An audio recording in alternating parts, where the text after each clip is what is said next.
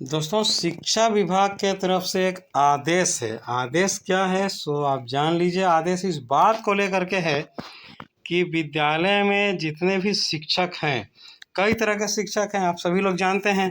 पहले केवल एक तरह के शिक्षक हुआ करते थे जो नियोजित कहलाते थे, लेकिन बाद में क्या हुआ कि नियोजित शिक्षक से ही कई तरह के शिक्षक हो गए। कुछ शिक्षक विशिष्ट बन गए, परीक्षा हुआ जो सक्षमता का। उसके बाद कुछ टीचर टीआरई में फॉर्म भर करके विद्यालय अध्यापक बन गए।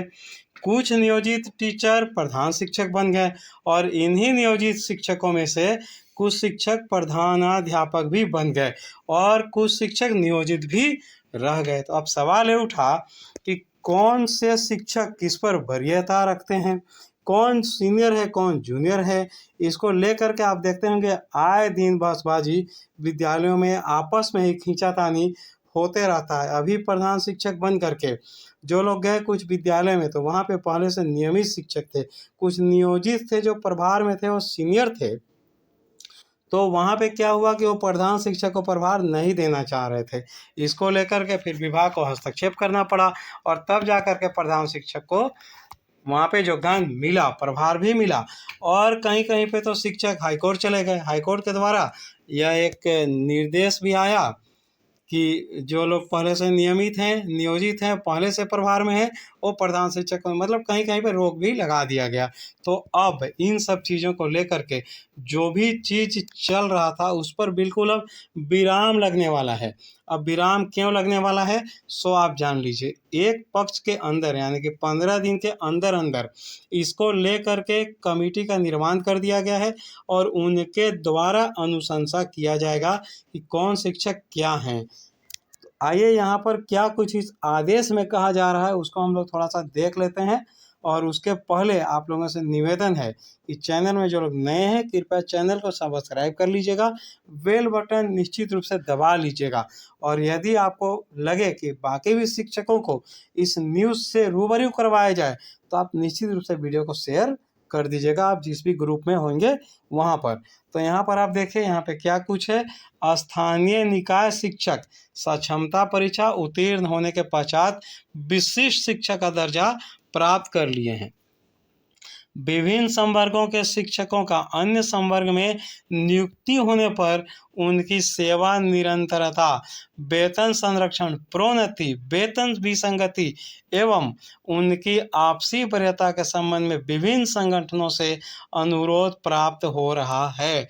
चलिए, किनसे अनुरोध प्राप्त हो रहा है तो विभिन्न संगठनों से। अभी मैंने एक आध वीडियो बनाया था पहले, उसमें हमने कहा था कि संघ और संगठन को कई चीज़ों से सरकार को विभाग को अवगत कराना चाहिए। उसमें एक मुख्य बिंदु है वेतन। तो वेतन के बारे में भी जो भी विभिन्न संगठन हैं उनको सरकार को और विभाग को इत्तला करना चाहिए कि भाई शिक्षकों का भी वेतन बढ़े। चलिए, बहरहाल हम लोग देखते हैं इस न्यूज़ को, इसमें क्या कुछ है सो हम लोग देखते हैं।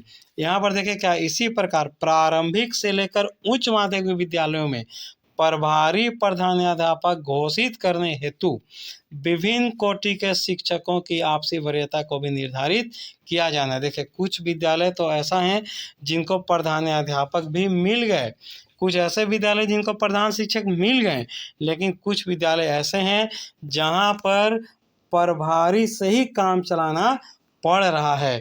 तो ऐसे में किनको प्रभारी बनाया जाए उनके वरीयता का भी निर्धारण आवश्यक है। उपर्युक्त समस्याओं के निराकरण हेतु विभाग को प्रतिवेदन समर्पित करने हेतु निम्नवत पदाधिकारियों का एक विभागीय समिति का गठन किया गया है।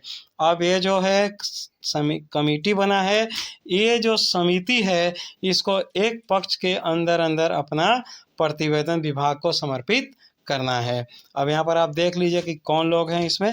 सो आप देख लीजिए, सबसे पहले हैं आपके निदेशक प्राथमिक शिक्षा के, ये हैं अध्यक्ष, इन्हीं की अध्यक्षता में सारा कुछ होना है। पंकज कुमार जी हैं परामर्शी सदस्य हैं। श्री मनोरंजन कुमार हैं निदेशक प्रशासन सदस्य हैं। श्री अमरेश कुमार मिश्र संयुक्त सचिव सदस्य हैं। ये श्री अमित कुमार क्षेत्रीय शिक्षा उप निदेशक सहरसा के हैं, ये भी इनके सदस्य हैं। श्री संजय कुमार चौधरी उप निदेशक, ये भी सदस्य हैं। श्री अब्दुल सलाम अंसारी उप निदेशक माध्यमिक शिक्षा के हैं, ये भी सदस्य हैं। श्री संजय कुमार सिंह आंतरिक वित्तीय सलाहकार हैं, किनके? तो शिक्षा विभाग के हैं, ये भी इनके सदस्य हैं। उसके बाद श्री योगेश कुमार जिला शिक्षा पदाधिकारी गोपालगंज के हैं, इनको भी इसका सदस्य बनाया गया है। अब क्या है कि उपयुक्त प्रस्ताव पर सक्षम प्राधिकारी का अनुमोदन प्राप्त है। तो ये जो भी आप यहाँ पर नाम देख रहे हैं, ये लोग काफ़ी विचार विमर्श करेंगे और निश्चित रूप से जो कुछ भी विभाग में हो रहा है उस पर विराम लग जाएगा। और ये जो सभी लोग सक्षम पदाधिकारी हैं और निश्चित रूप से इनके द्वारा जो कुछ भी अनुशंसा किया जाएगा, जो कुछ भी ये लोग समिति के रूप में जो भी विभाग को प्रतिवेदन देंगे, काफ़ी सोच समझ करके देंगे।